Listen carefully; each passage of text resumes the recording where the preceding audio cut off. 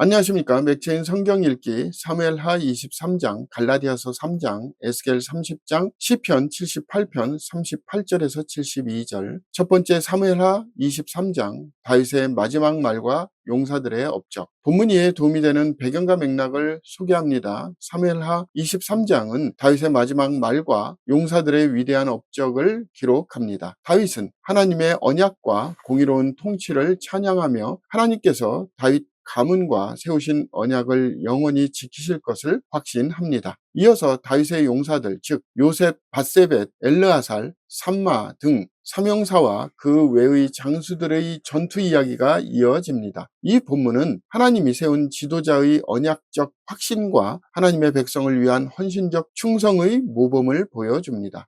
본문의 중요 구절을 소개합니다. 사무엘하 23장 4절 5절. 그는 돋는 해의 아침빛 같고 구름 없는 아침 같고 비 내린 후의 광선으로 땅에서 음이 돋는 새풀 같으니라 하시도다. 내 집이 하나님 앞에 이같지 아니하냐. 하나님이 나와 더불어 영원한 언약을 세우사 만사에 구비하고 견고하게 하셨으니 나의 모든 구원과 나의 모든 소원을 어찌 이루지 아니하시랴.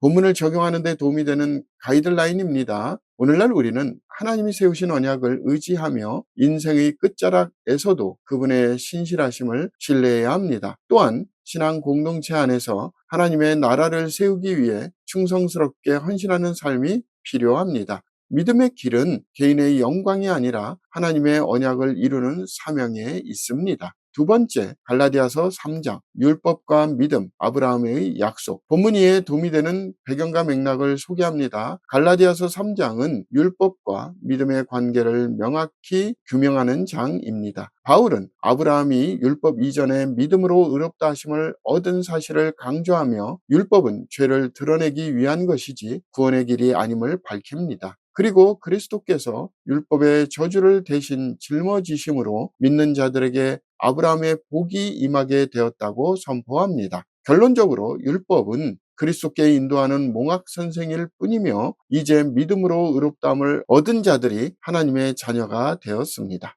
본문의 중요 구절을 소개합니다. 갈라디아서 3장 26절 27절. 너희가 다 믿음으로 말미암아 그리스도 예수 안에서 하나님의 아들이 되었으니 누구든지 그리스도와 합하기 위하여 세례를 받은 자는 그리스도로 옷 입었느니라.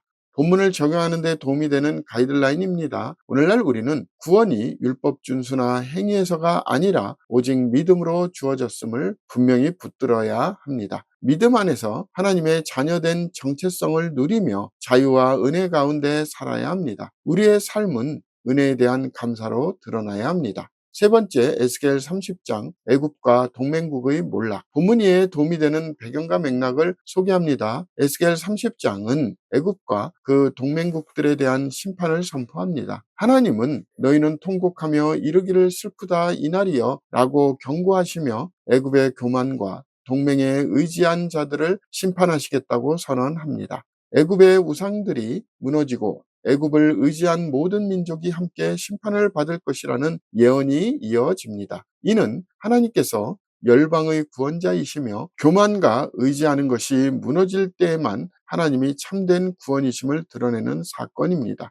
본문의 중요 구절을 소개합니다. 에스겔 30장 2절 3절. 인자야 너는 예언하여 이르라. 주 여호와께서 이와 같이 말씀하시되 너희는 통곡하며 이르기를 슬프다 이날이여 하라. 그날이 가깝도다. 여호와의 날이 가깝도다. 구름의 날일 것이요 여러 나라들의 때이리로다. 본문을 적용하는 데 도움이 되는 가이드라인입니다. 오늘날 우리는 세상 권세나 제도, 인간적 연합을 의지하지 말아야 합니다. 오직 하나님의 나라가 영원하며 하나님의 심판날은 반드시 다가옵니다. 지금은 하나님을 의지하며 구원의 날을 준비할 때입니다.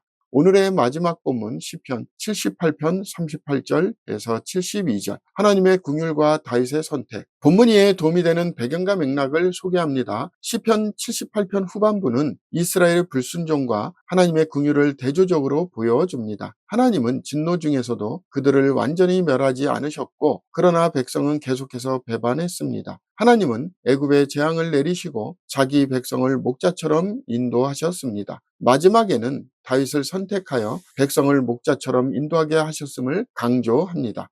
본문은 불순종 속에서도 역사하시는 하나님의 긍휼과 구속사의 진행을 보여줍니다. 본문의 중요 구절을 소개합니다. 시편 78편 70절에서 72절. 또 그의 종 다윗을 택하시되 양의 우리에서 취하시며 젖 양을 지키는 중에서 그를 이끌어내사 그의 백성인 야곱, 그의 소유인 이스라엘을 기르게 하셨더니 이에 그가 그들을 자기 마음의 완전함으로 기르고 그의 손의 능숙함으로 그들을 지도하였도다. 본문을 적용하는 데 도움이 되는 가이드라인입니다. 오늘날 우리는 하나님의 긍휼과 인도하심을 기억해야 합니다. 우리의 반복된 연약함에도 하나님은 여전히 우리를 붙드시며 목자 되신 주 예수 그리스도를 통해 이끌어 가십니다. 신실하신 주님을 의지하며 성실하게 순종하는 삶을 살아야 합니다.